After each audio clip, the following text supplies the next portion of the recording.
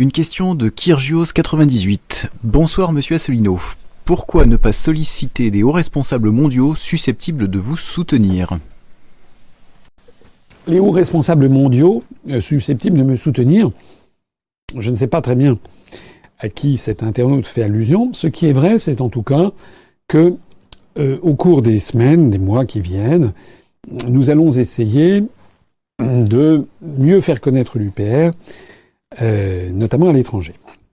Alors pour cela, plusieurs choses. D'abord, vous l'avez peut-être vu, en tout cas ceux qui vont régulièrement sur notre site ou sur notre page Facebook, nous avons mis en ligne récemment 12 traductions de notre charte fondatrice dans 12 langues du monde. Et ce sont des traductions qui ne sont pas des traductions automatiques faites par Google Traduction, qui a son mérite, mais qui parfois, avec l'anglais, ça peut encore aller, mais il y a beaucoup de langues, ça donne des traductions qui sont presque incompréhensibles. Non, nous avons eu recours pour ces traductions à des personnes dont la langue maternelle est la langue étrangère, parfois des cabinets de traduction. Donc on a eu 12 langues qui ont été mises en ligne. Notre charte est disponible désormais. J'en profite pour dire à tous ceux qui m'écoutent, par exemple, vous trouvez notre charte fondatrice en anglais. Faites-le circuler. Vous la trouvez également en allemand, vous la trouvez en espagnol, vous la trouvez en portugais, vous la trouvez en serbe, en croate, en russe, en japonais, en chinois, en polonais. Je dois en oublier également quelques-unes dans le lot. Nous allons en mettre très prochainement 2 nouvelles, donc ça fera 14 langues étrangères, puisque nous avons désormais la traduction en suédois, qui a été corrigée, refaite, par des personnes qui sont des Suédois de langue maternelle. Et également, nous allons mettre en ligne très très prochainement la charte en farsi, c'est-à-dire en langue persane. Un internaute que je remercie, qui est un adhérent de l'UPR, d'origine iranienne, nous a très gentiment offert la traduction. Il a fait traduire la charte par un cabinet de traduction. Et il nous l'a très gentiment offerte à l'UPR. Je l'ai remercié personnellement. C'est actuellement en cours de formatage et on va mettre ça en ligne. On aura également la charte, je pense, en espéranto. Et puis, nous sommes en train d'avoir des négociations. Nous aimerions avoir cette charte en arabe littéraire, ce qui n'est pas le cas actuellement. Et puis également en vietnamien, en thaï, en hindi, etc., etc. Donc ça, c'est l'aspect international. Je me permets quand même d'insister. Parce que nous sommes le seul mouvement politique français qui, sur son site internet, propose une charte fondatrice qui a 10 ans et demi d'âge et qui est traduite dans 14 langues étrangères, dont le persan, dont le russe, dont le chinois, le japonais, l'anglais, l'allemand, le suédois, le polonais, voilà. Pour un parti qui, paraît-il, veut s'isoler du reste du monde, on fait pire.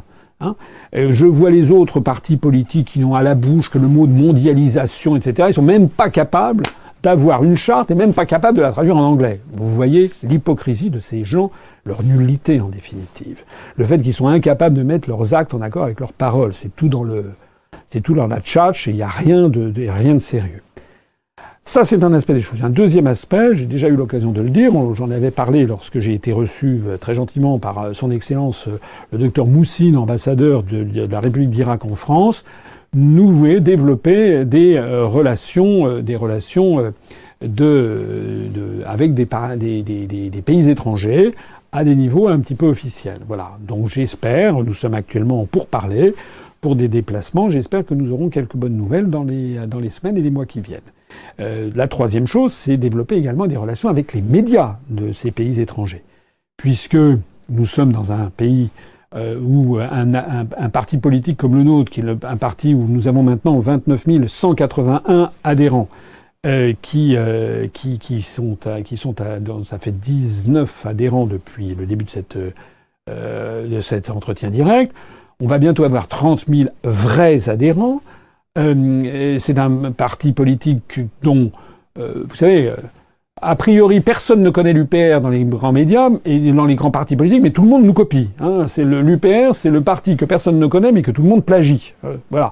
Je pense notamment à Monsieur Philippot, qui est reçu sur tous les médias et qui parle de Monsieur Mélenchon, de Monsieur Dupont-Aignan, etc. Il ne parle jamais de l'UPR, Mais il passe son temps à essayer de copier le dernier truc en date étant cette burlesque charte des patriotes, qui est un mauvais copier-coller d'ailleurs de la charte de l'UPR, puisqu'il ne propose pas de sortir de l'OTAN, mais seulement du commandement militaire intégré, et il ne propose pas non plus d'ailleurs de sortir de l'Union européenne, mais simplement une espèce de Frexit, je sais pas quoi, ordonné.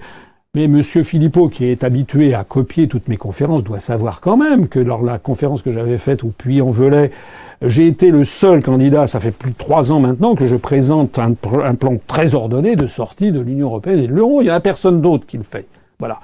Donc tout ceci, il faut que les Français comprennent que nous avons à faire un blocage médiatique parce qu'ils ont peur de notre mouvement. Et oui, parce que je suis l'anti-Macron. La scène politique française est dévastée.